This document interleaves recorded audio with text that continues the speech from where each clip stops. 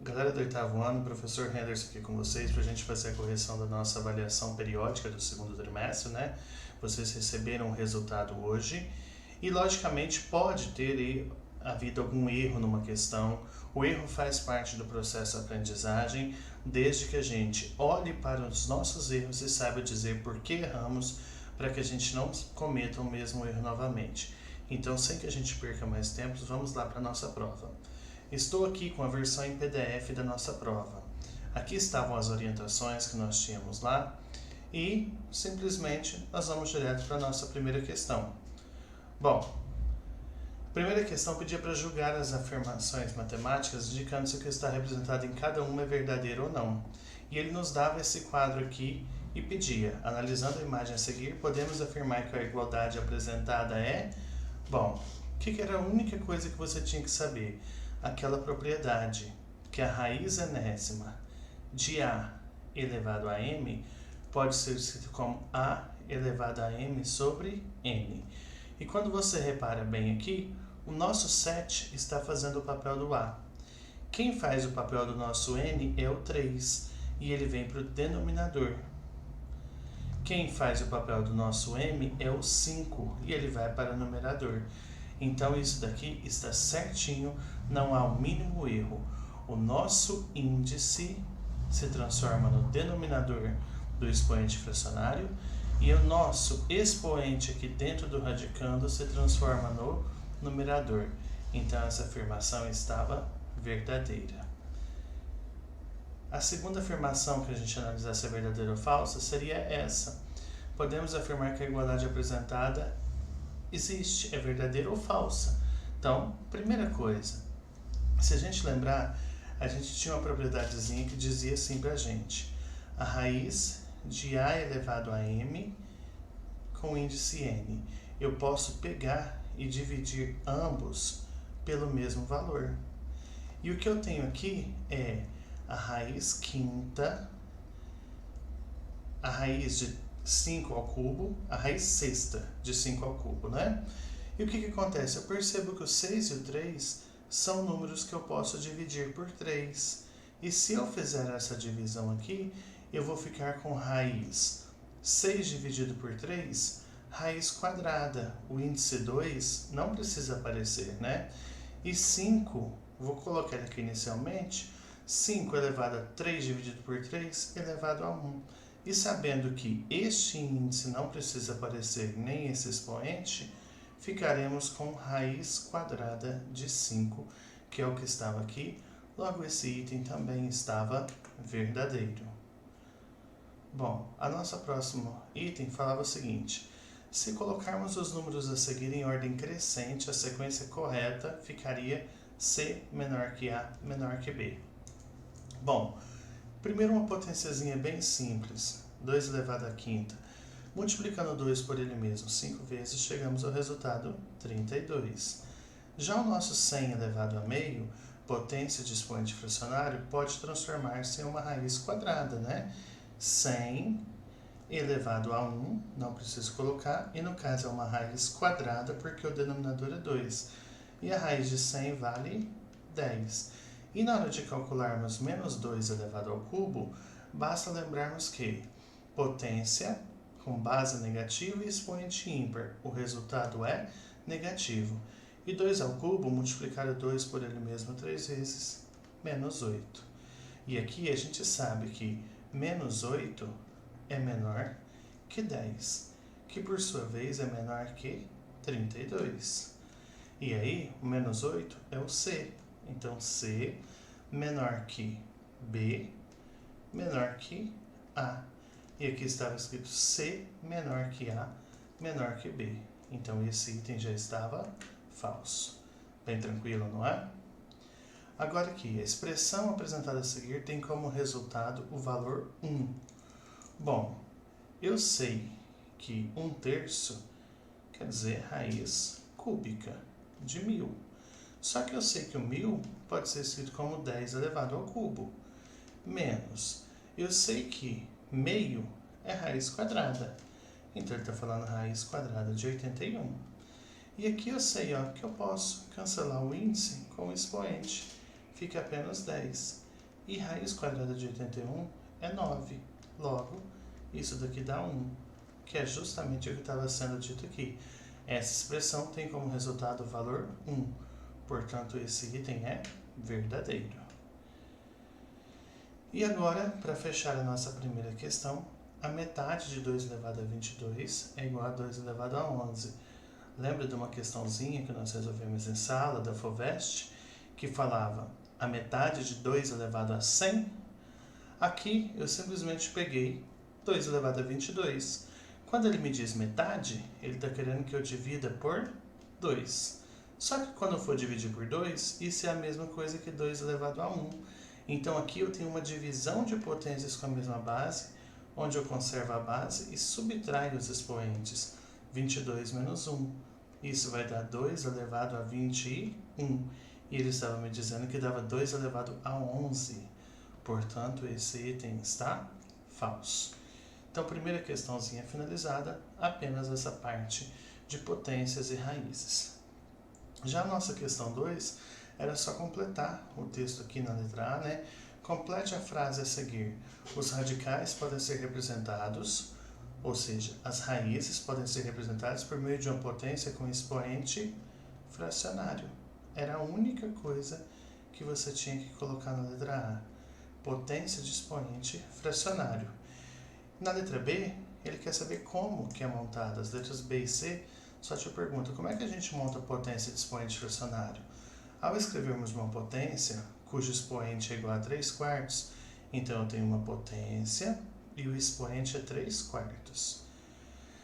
Eu quero escrever na forma de um radical, ou seja, eu vou escrever como uma raiz. Qual deverá ser o índice? Basta eu voltar lá na nossa primeira questão, que ficou claro para mim, ó. O índice é o denominador. Então, neste caso aqui, o 4 passa a ser o meu índice, e dentro da raiz teríamos A elevado ao cubo. Ele está te perguntando qual deverá ser o índice desse radical. Bastava você responder 4. E agora aqui ele está me dizendo que a raiz cúbica de 25, então ó, raiz cúbica de 25, deverá ser escrito na forma de uma potência de expoente fracionário. Então nós sabemos que o expoente que está aqui é o nosso numerador e que o índice da raiz é o nosso denominador.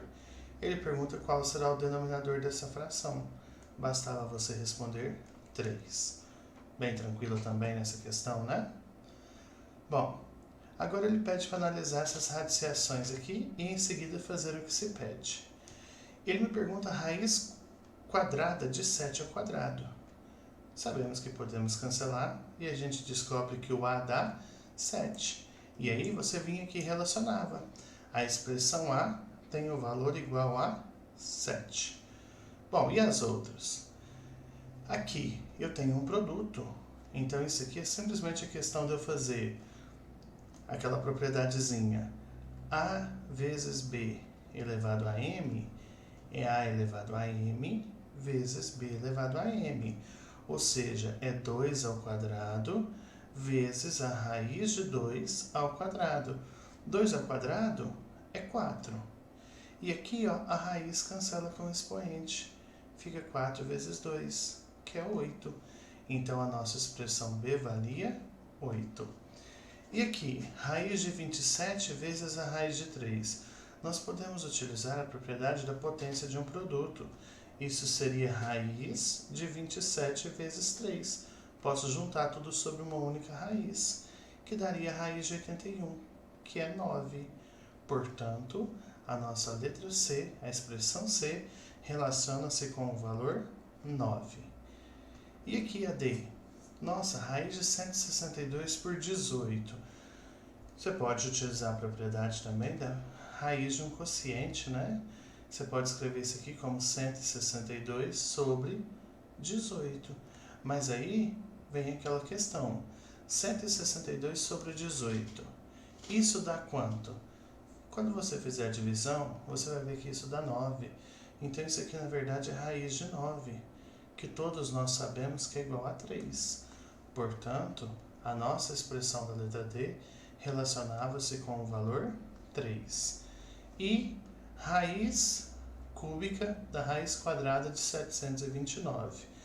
Raiz de raiz podemos escrever como uma única raiz, multiplicando os seus índices. 3 vezes 2, 6. E o 729? Basta a gente fatorar, né? E quando fatorarmos 729, nós vamos descobrir que isso daqui sempre é divisível por 3. Todos os valores que surgem são divisíveis por 3. E a gente percebe que o 3 apareceu aqui 6 vezes. Então, essa é a raiz sexta de 3 elevado à sexta. Cancelando expoentes e índices, chegamos à conclusão que a resposta é 3. Portanto, a expressão também valia 3. E assim a gente encerra mais uma questãozinha da nossa prova.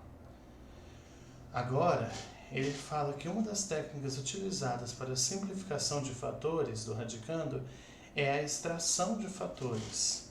É o que nós devemos fazer nessa questão. Veja só, eu quero tirar alguma coisa aqui do nosso radical. E isso vai dar um x. Ele quer saber quem é esse x. Bom, raiz de 180, a gente sabe que não é exata. Então, basta a gente pegar o 180 e fatorar.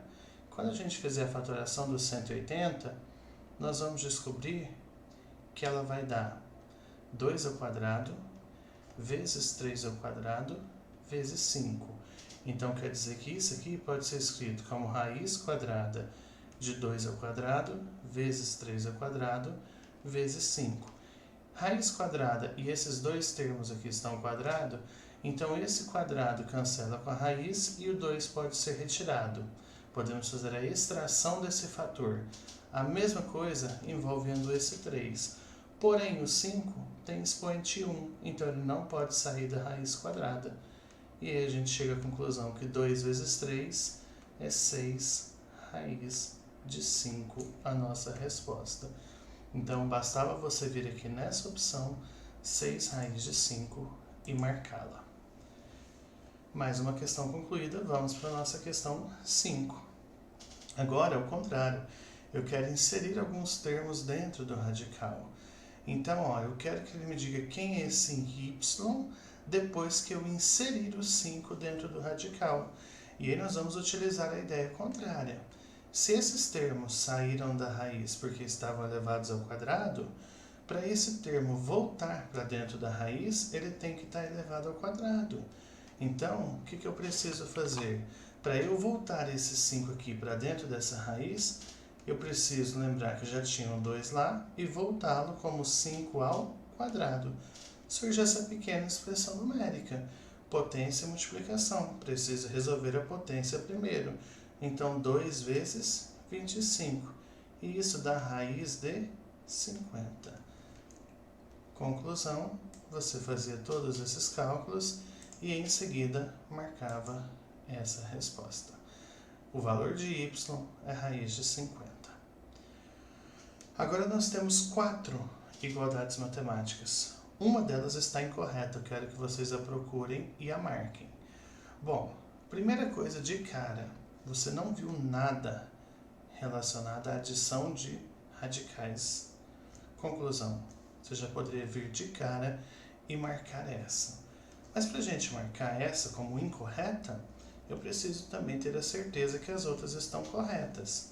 E vamos conferir isso então. Olha só, eu posso escrever raiz quarta de 3 ao quadrado. E aqui eu vejo que o expoente e o índice podem ambos serem divididos por 2. E na hora que você dividir 4 por 2, você vai ficar com raiz quadrada, o índice não precisa aparecer. 3 elevado a 2 dividido por 2, 1. Conclusão, isso aqui está certinho. E nesse caso aqui, você fatora o 64. Quando você fatorar o 64, o que você vai encontrar? Você vai encontrar a raiz quarta de... Ao terminar a fatoração aqui, você vai encontrar um 2 elevado à sexta. Então, o que você vai ter? Raiz quarta de 2 elevado à sexta, que você pode escrever como 2 elevado à quarta vezes 2 ao quadrado. E aí, esse 4 pode cancelar com esse, e esse 2 sai da raiz. Ficaremos com 2 raiz quarta de 2 ao quadrado. Mas aí você pensa, então esse item também está falso. E eu te digo, não, ele não está. Pega o expoente e o índice e divida por 2. Você vai ficar com 2 raiz. 4 dividido por 2, 2, raiz quadrada. De 2 elevado a 2 dividido por 2, 1, que não precisa aparecer. Então, realmente, esse item estava certo. E esse daqui é simplesmente aplicar a propriedade, né? Raiz de A vezes a raiz de B é a raiz de A vezes B. Então, esse 6 aqui, que você está vendo, nada mais é do que 2 vezes 3, que é essa raiz vezes essa. Então, puramente a propriedade sendo aplicada. A única que está errada realmente é essa. Você não tem nenhuma propriedade para a adição de radicais que possa ser aplicada aqui. Quer tirar dúvida? Pega a sua calculadora, digita a raiz de 5, veja que vai dar um valor. Se você digitar a raiz de 2, a raiz de 3, somar esses dois valores, você depara e vê que não dá o valor da raiz de 5. Então essa igualdade não existe, esse item estava falso. Já na nossa questão 7, ao resolvermos a expressão numérica fornecida abaixo, o resultado é uma fração cujo numerador vale... Bom, então a primeira coisa nós temos que resolver essa expressão numérica. E eu me deparo com essa situação, 8 sobre 27. Porém, 8 você fatora e descobre que é 2 ao cubo. 27 você fatora e descobre que é 3 ao cubo. Então isso daqui pode ser reescrito como 2 terços ao cubo, tudo isso elevado a 2 terços, que é o que está aqui, menos, aí, raiz cúbica de menos 8. A raiz cúbica de menos 8 é menos 2, né? Então, a raiz cúbica de número negativo é um número negativo. E no caso, 2. Se você fizer menos 2 vezes menos 2 vezes menos 2, isso realmente dá menos 8. E agora aqui, o que você pode fazer? Esse 3 aqui cancela com esse. Sobra apenas 2 terços ao quadrado. E resolvendo 2 terços ao quadrado, na próxima etapa, ó, 2 terços ao quadrado. Menos com menos, mais 2. Resolvendo aquela potênciazinha ali, você chega em 4 nonos, mais 2. Tirando o MMC, entre 9 e 1 é o próprio 9. Dividindo pelo de baixo e multiplicando pelo de cima, você chega à conclusão que é 22 nonos. O resultado dessa fração, dessa expressão, é a fração 22 nonos. Ele te pergunta quem é o numerador. E você vê aqui que o numerador é o 22. Então, basta você vir aqui e marcar a opção 22. E agora, escrever uma expressão algébrica que representa cada uma das situações abaixo. Denise comprará na papelaria 2 lápis e 3 canetas. Escreva a expressão que representa a compra de Denise usando L para lápis e C para canetas. Então ficou muito simples. 2 lápis, 2L. 3 canetas, 3C. Por que do mais? Porque ela comprou isso mais isso. Ela fez essa compra desses dois objetos. E ao fazer isso, você já tinha respondido o item A.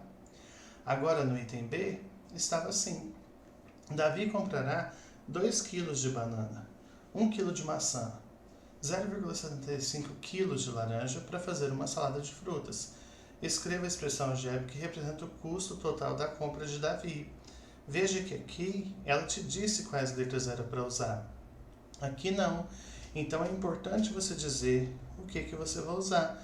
Por exemplo, B, eu vou representar o custo da banana por quilo.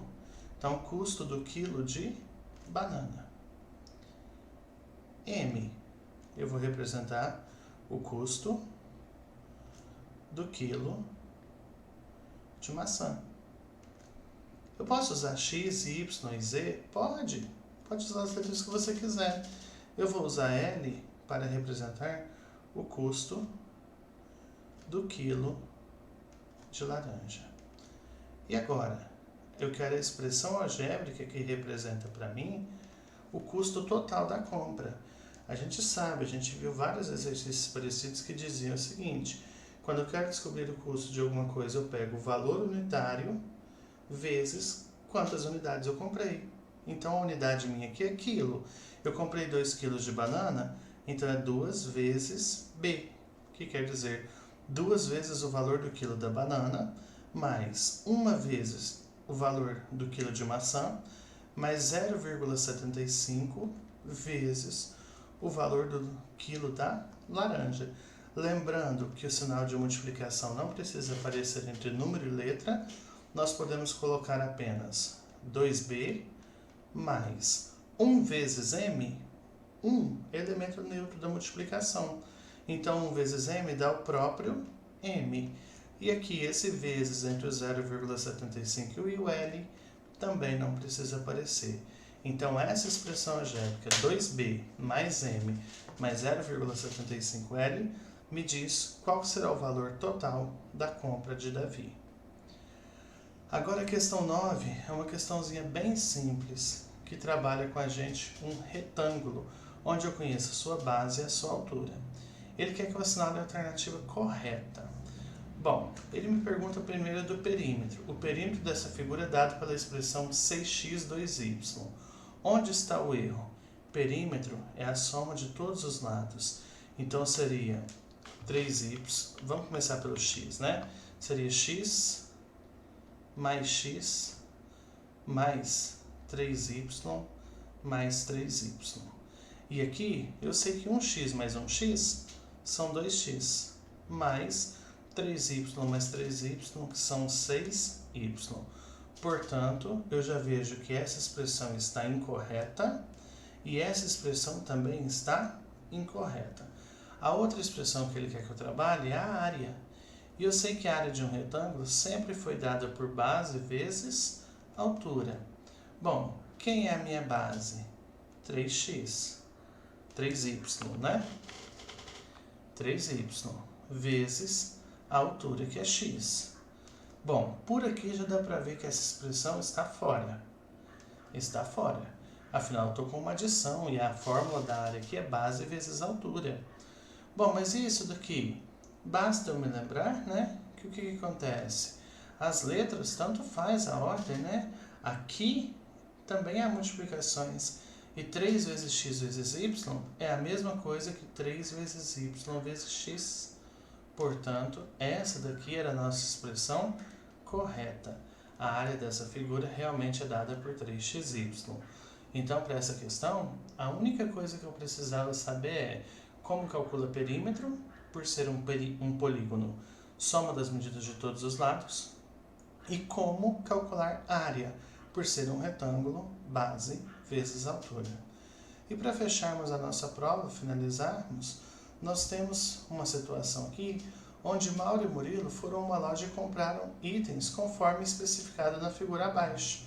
A variável C representa o preço de uma camiseta, então a camiseta custava C, e a variável B o preço de um boné. Utilizando isso, foi dito para a gente o seguinte no item A.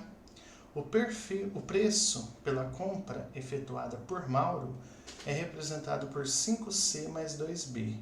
E o que Mauro comprou? Bom, se ele está pagando 5 vezes C, ele tem que ter comprado 5 camisetas. E se tem o mais, ele comprou 5 camisetas e mais alguma coisa. Essa alguma coisa é 2B. Já que B é o boné, então ele tem que ter comprado 2 bonés. E assim já encerrava-se o nosso item A. Já no item B, é dito pra gente que o Murilo, porque no item A foi a compra do Mauro, e aqui no item B foi a compra do Murilo. O Murilo comprou 3 camisetas e 4 bonés. Qual a expressão algébrica que representa o valor gasto nessa compra? Bom, basta eu pegar a quantidade de camisetas e multiplicar pelo valor de cada camiseta, que é C, mais o número de bonés vezes o valor de cada boné. Lembrando que o sinal de multiplicação não precisa aparecer entre números e letras, ficaríamos com 3C mais 4B. Essa expressão representa a compra de 3 camisetas e 4 bonés. E aqui encerra-se a nossa avaliação periódica do segundo trimestre. Todos os itens foram resolvidos com bastante calma, dá para todo mundo acompanhar, mas se ainda assim alguém tiver ficado em dúvida, por favor, não hesite. Entre em contato comigo, vocês têm meu e-mail institucional e vamos tirar qualquer dúvida eventual que tenha ficado. Pode me perguntar também durante as aulas. Fiquem todos com Deus e até a próxima.